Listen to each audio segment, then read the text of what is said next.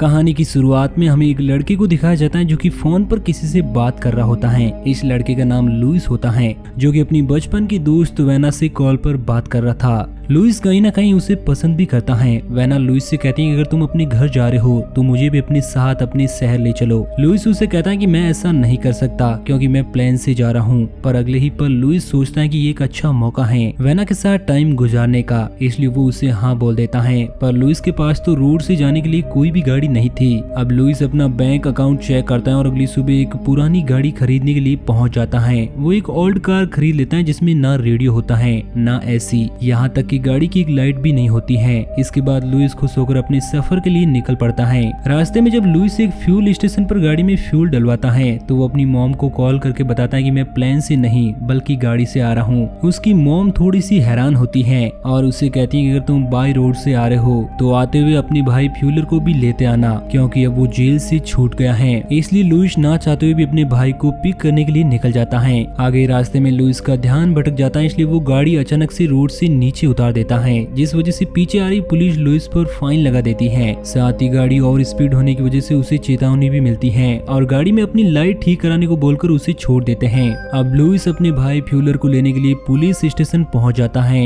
जहां पर वो दोनों एक दूसरे से मिलकर बहुत ज्यादा खुश होते हैं। ये दोनों 5 साल के बाद मिल रहे थे। रास्ते में लुइस फ्यूलर को वेना को पिक करने के लिए जाने की बात बताता है तो इस बात से वो भी खुश हो जाता है और इसके साथ चलने की बात रखता है। लुइस बड़े भारी मन से उसको भी हाँ बोल देता है। हालांकि लुइस नहीं चाहता था कि उसका भाई साथ चले क्योंकि वो वेना के साथ अकेले में वक्त गुजारना चाहता है। फ्यूलर लुइस को चिढ़ाता है कि वेना ने तुम्हें बस एक बार आने के लिए कहा और तुम बंदर की तरह उसके इशारों पर नाचने लगे। असल में वो सिर्फ तुम्हें यूज कर रही है, जिस पर लुइस को गुस्सा आ जाता है और वो तेजी से गाड़ी को रोड से नीचे उतार कर रोक देता है और फ्यूलर को धमकाता है कि आगे से भूल कर भी वो ऐसी बात ना करे। इसके बाद दोनों भाई सफर में आगे बढ़ते हैं। आगे चलकर फ्यूलर गाड़ी में एक रेडियो लगवाता है। इस रेडियो की मदद से सारे ट्रक और कार ड्राइवर आपस में बात कर सकते हैं। अब इस रेडियो की मदद से फ्यूलर का अच्छा खासा टाइम पास हो रहा था और वो आसपास की गाड़ी वालों से इस रेडियो की मदद से बात कर रहा था। बात करने के लिए रेडियो में खास तरह के कोड डाले जाते हैं। ये कोड्स दूसरे ड्राइवर के नाम होते हैं। इसी तरह फ्यूलर भी अपना और लेविस का नाम रख लेता है। बात करते करते इसको एक ट्रक ड्राइवर मिलता है जिसका नाम रस्टी नेल होता है जो कि बात करने में थोड़ा अजीब था। रस्टी कहता है कि बारिश का मौसम बड़ा अजीब होता है, कईयों को बारिश पसंद होती है और कईयों को नहीं। तभी फ्यूलर को एक खुरापाती आइडिया आता है और वो लुइस को कहता है कि तुम इस ड्राइवर से लड़की की आवाज में बात करो और हम इसे बेवकूफ बनाएंगे। शुरू में तो लुइस मना कर देता है लेकिन फ्यूलर के जिद करने की वजह से वो मान जाता है और उस ड्राइवर से लड़की की आवाज में बात करता है। ट्रक ड्राइवर भी लड़की समझकर उससे दोस्ती कर लेता है। बात करते करते अचानक रेडियो का नेटवर्क टूट जाता है। इस बात से उसका भाई बहुत उदास होता है। वो चाहता था कि हम उससे बात करते रहे और आखिर में बताएंगे कि हम लड़की नहीं बल्कि लड़के हैं, तो हमें बहुत मजा आता। आगे रात बहुत होने की वजह से वो दोनों भाई एक होटल में रूम लेने को सोचते हैं। फ्यूलर जब काउंटर पर जाता है तो वो देखता है कि एक अमीर आदमी काउंटर पर खड़े आदमी से लड़ाई कर रहा है। वो उस अमीर आदमी को समझाने की कोशिश करता है लेकिन वो आदमी फ्यूलर को ही सुनाने लगता है और सुनाकर वहाँ से चला जाता है। जब लुइस कार में अकेला होता है तो रेडियो में वापस हलचल होती है। तभी फ्यूलर भी वापस कार में आ जाता है। रेडियो पर वही आदमी होता है जो पहले इन लोगों से बात कर रहा था। दरअसल रस्टी उन लोगों का पीछा करने लगता है क्योंकि उसे लगता है कि कार में सच में कोई लड़की है। इसलिए फ्यूलर एक और प्लान बनाता है और लुइस से कहता है कि इससे कहो कि इस होटल में आ जाए और रूम नंबर 17 में शराब की बोतल लेकर आए। दरअसल रूम नंबर 17 में वही आदमी रुका हुआ था जो थोड़ी देर पहले होटल स्टाफ से झगड़ा कर रहा था। अब दोनों भाई अपने रूम में आराम से बैठकर उस आदमी के आने का इंतजार करने लगते हैं। ठीक 12 बजने पर होटल के सामने एक ट्रक रुकता है। दोनों भाई खिड़की से देखते हैं और समझ जाते हैं कि रस्टी सच में आ गया है। अब दोनों बहुत ज्यादा एक्साइटेड हो जाते हैं कि आगे क्या होगा। दोनों भाई रूम नंबर 17 की दीवार पर अपना कान लगाकर उसकी बातें सुनने की कोशिश करते हैं। बातें सुनने से पता चलता है कि अमीर आदमी ड्राइवर को डांट रहा है लेकिन तभी अचानक से अजीब सी आवाज आना स्टार्ट हो जाती है जैसे कि कोई किसी का गला दबा रहा हो। इस बात से घबराकर लुइस होटल के स्टाफ को कॉल करके रूम नंबर 17 में झगड़ा होने की बात बताता है। वर्कर कमरा नंबर 17 में कॉल करके पूछता है तो उसे बताता है कि यहाँ सब ठीक है। वर्कर भी इन दोनों भाइयों को वापस कॉल करके बताता है कि वहाँ कोई गड़बड़ नहीं है। इसलिए वो दोनों थोड़ी परेशान होकर आखिर में सो जाते हैं। रात को रस्टी का ट्रक भी वहाँ से चला जाता है। अगली सुबह कमरा नंबर 17 में पुलिस आती है और इन दोनों भाइयों से पूछताछ करती है। पुलिस बताते हैं कि उस अमीर आदमी का शरीर रोड के किनारे बहुत ही बुरी हालत में मिला। ये सुनकर दोनों भाई बहुत ज्यादा हैरान हो जाते हैं। इन दोनों को लगता है कि उस अमीर आदमी ने ट्रक ड्राइवर को पीटा होगा, पर यहाँ पर तो बिल्कुल उल्टा हो गया। आगे पुलिस उन दोनों को हॉस्पिटल में ले जाती है, जहाँ पर वो अमीर आदमी एडमिट होता है। रस्टी ने उस अमीर आदमी के ऊपर वाले होठ को काट दिया था, जिस वजह से उसके दांत नजर आ रहे थे। ये सब देखने में वाकई में बहुत डरावना था। इन दोनों भाइयों को नहीं पता था कि इनका मजाक इतना खतरनाक साबित होगा। अब घबरा कर लुइस पुलिस को सब कुछ सच सच बता देता है। पुलिस सच सुनने के बाद इन दोनों को डांटती है और बताते हैं कि हमारे पास पहले से ही बहुत सारे केस हैं। सबसे ज्यादा हैरान करने वाली बात तो यह थी कि पुलिस भी इस ट्रक ड्राइवर के बारे में कुछ नहीं जानती थी। ये दोनों भी उसके बारे में कुछ नहीं जानते, इसलिए पुलिस इन्हें छोड़ देती है। लुइस आगे रास्ते में जब बोर होता है तो वो थोड़ा रेडियो को छेड़ता है, तो उसको वहीं रस्टी नाम का आदमी मिलता है जिसने उस अमीर आदमी की यह हालत की थी। रस्टी अभी भी उस लड़की को ढूंढ रहा है जिसने उससे बात की थी। वहीं लुइस का भाई उसके साथ बातें करके बातों को घुमा रहा होता है। तब फ्यूलर कहता है कि वो लड़की तुम्हें पसंद नहीं करती, तुम बहुत बेकार हो। पर तभी लुइस अपने भाई के हाथ से माइक ले लेता है और उस आदमी से कहता है कि यहाँ पर कोई लड़की नहीं है, मैं ही तुमसे लड़की की आवाज में बात कर रहा था। अब ये सच जानकर रस्टी को बहुत गुस्सा आता है और लेविस को माफी मांगने के लिए कहता है, लेकिन फ्यूलर बीच में ही लुइस के हाथ से माइक लेकर रस्टी को गंदी गंदी गालियां देने लगता है। इस वजह से मामला और भी ज्यादा बिगड़ जाता है। अब फ्यूलर लगातार गालियां दिया जा रहा था, तभी रस्टी एक बात कहता है जिसे लुइस और फ्यूलर दोनों की ही बोलती बंद हो जाती है।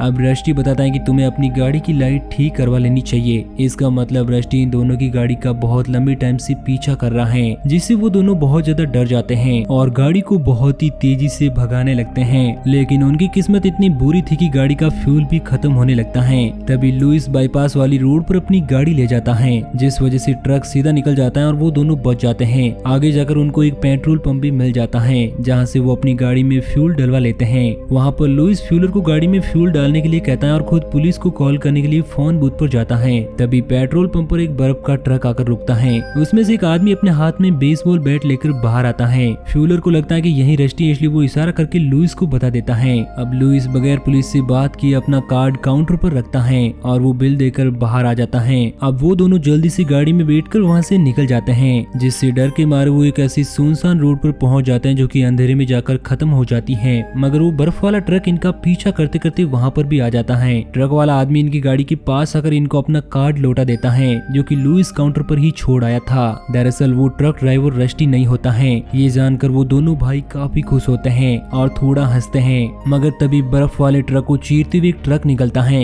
इस बार सच में रस्टी इनका पीछा करते हुए यहाँ तक आ जाता है। वो दोनों भाई जल्दी से गाड़ी में बैठते हैं और वहाँ से भागने की कोशिश करते हैं। भागते भागते इनकी गाड़ी एक पेड़ के सामने जाकर फंस जाती है। रस्टी अपना ट्रक इनकी गाड़ी के सामने ले आता है और वो धीरे धीरे करके इनकी गाड़ी को कुचलने की कोशिश करता है। तभी फ्यूलर माइक उठाता है और रस्टी से माफी मांग लेता है। अब रस्टी मजाक करने की वजह पूछता है तो फ्यूलर कहता है कि हम मजे करने के लिए ऐसा कर रहे थे, जिससे रस्टी कहता है कि तब मैं भी मजाक ही कर रहा हूँ, और वो ट्रक पीछे लेकर वहाँ से चला जाता है। अगली सुबह दोनों भाई वेना को पिक करने के लिए निकल जाते हैं। रास्ते में फ्यूलर रेडियो निकालकर फेंक देता है, क्योंकि उसे लगता है कि ये सब इसी रेडियो की वजह से हुआ है। अब दोनों भाई वेना को देखते ही सब कुछ भूल जाते हैं। तभी इनके पास वेना की दोस्त शार्लेट आती है और इनसे थोड़ी बात करके वहाँ से निकल जाती है। इसके बाद तीनों सफर के लिए निकल पड़ते हैं। रास्ते में फ्यूलर सो जाता है, इसलिए वेना और लुइस एक दूसरे के करीब आने लगते हैं। पर तभी फ्यूलर जाग जाता है और इन्हें अपनी बातें नहीं करने देता। रात में ये तीनों एक बार में जाते हैं, जहाँ पर कुछ छपरी लोग वेना को छेड़ने लगते हैं। मामले को बिगड़ता देखकर फ्यूलर वेना को बार से बाहर ले जाता है और उसे रूम तक छोड़ने जाता है, जहाँ पर फ्यूलर और वेना पास आने लगते हैं। तभी लुइस आ जाता है और दोनों भाई अपने कमरे में जाकर सो जाते हैं। लुइस के सोने के बाद फ्यूलर शराब की बोतल लेकर वेना के रूम में जाता है, जहाँ पर दोनों मिलकर शराब पीते हैं। तभी लुइस के पास रस्टी का कॉल आता है और वो बोलता है कि तुम कह रहे थे कि तुम्हारे पास कोई लड़की नहीं है, लेकिन तुम्हारा भाई पास वाले कमरे में किसके साथ शराब पी रहा है। इतना कहते ही लुइस की दिल की धड़कनें बढ़ जाती हैं और सीधा वेना के रूम में जाता है। उन दोनों को साथ देकर लुइस थोड़ा हैरान तो होता है, लेकिन उससे भी ज्यादा उसे रस्टी की बातों से हैरानी होती है कि आखिर उसको वेना के बारे में कैसे पता चला।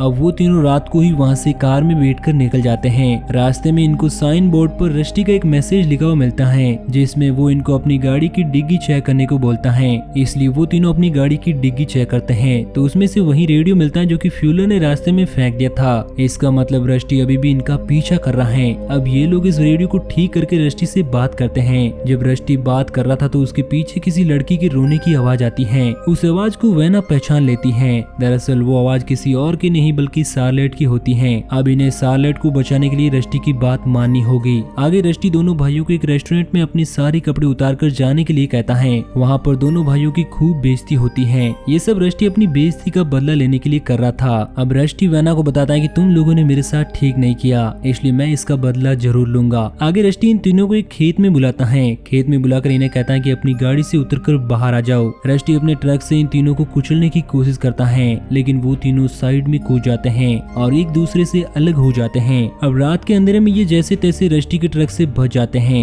आखिर में रस्टी अपने ट्रक से बाहर आता है और हमें पहली बार यहाँ पर रस्टी का चेहरा देखने को मिलता है। अब रस्टी वेना को किडनैप करके अपने साथ ट्रक में डालकर वहाँ से निकल जाता है। इसके बाद दोनों भाई एक दूसरे पर आरोप लगाते हैं कि ये सब तुम्हारी गलती है, लेकिन अब कुछ नहीं हो सकता। आगे इनकी गाड़ी में रस्टी आग लगाकर भाग जाता है। अब रस्टी रेडियो के जरिए उनको बताता है कि एक होटल के रूम नंबर 17 में एक शराब की बोतल के साथ तुम आ जाना। अब लुइस बोतल को उठाकर गाड़ी से दूर जाता है। तभी धमाके के साथ वो गाड़ी फट जाती है, इसलिए वो दोनों एक नई गाड़ी का इंतजाम करने के लिए निकल पड़ते हैं। अब उनको एक पुराना सा ट्रक मिल जाता है। आधी रात को दोनों भाई शहर के हर होटल में कमरा नंबर 17 चेक करते हैं, क्योंकि रस्टी ने उन्हें होटल का नाम नहीं बताया था। इधर रस्टी वेना को एक चेयर पर बिठाकर उसे बांधकर टेप की मदद से उसका मुंह बंद कर देता है और बंदूक का मुंह वेना की तरफ करके उसकी ट्रिगर से एक रस्सी दरवाजे के साथ बांध देता है, ताकि जैसे ही दरवाजा खुलेगा तो वेना का सर बंदूक से उड़ जाएगा। अब 12 बजे के करीब रस्टी पुलिस को फोन करके बता देता है कि यहाँ पर 3 लाश हैं, जो कि थोड़ी देर में वो यहाँ पर बिछाने वाला है।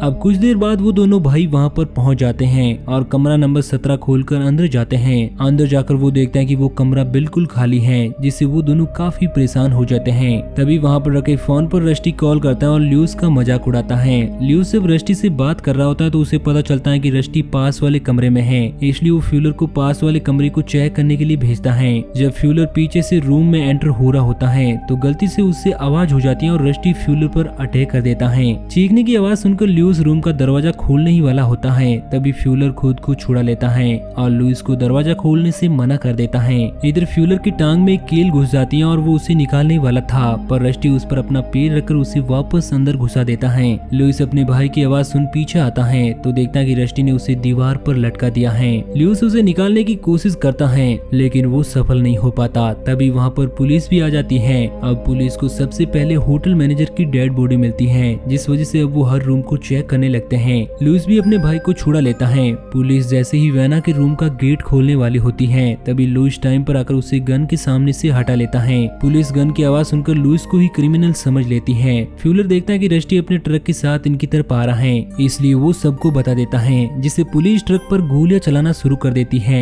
लेकिन वो नहीं रुकता और लुइस फ्यूलर को लेकर साइड में कूद जाता है और ट्रक रूम के अंदर घुस जाता है। पुलिस ट्रक के अंदर देखती है तो उन्हें ड्राइवर की डेड बॉडी मिलती है, मगर वेना की दोस्त शार्लेट सही सलामत होती है। पुलिस चेक करके इनको बताते हैं कि ड्राइवर बर्फ की कंपनी में काम करता है। ये सुनकर दोनों भाई चौंक जाते हैं। तभी रेडियो पर रस्टी बोलता है, इसका मतलब रस्टी ने अपनी जगह पर उस बर्फ वाले ट्रक ड्राइवर को बिठा दिया था, जिसे उसने उस रात को 2 भागों में बांट दिया था और इस तरह से रस्टी अभी भी इनका पीछा करता रहेगा। तो दोस्तों ये मूवी यहीं पर एंड हो जाती है। इस कहानी का एक और भाग है जिसका वीडियो हम बहुत जल्द अपने चैनल पर अपलोड करेंगे, तो उस वीडियो के क्विक नोटिफिकेशन के लिए हमारे चैनल को सब्सक्राइब जरूर करना।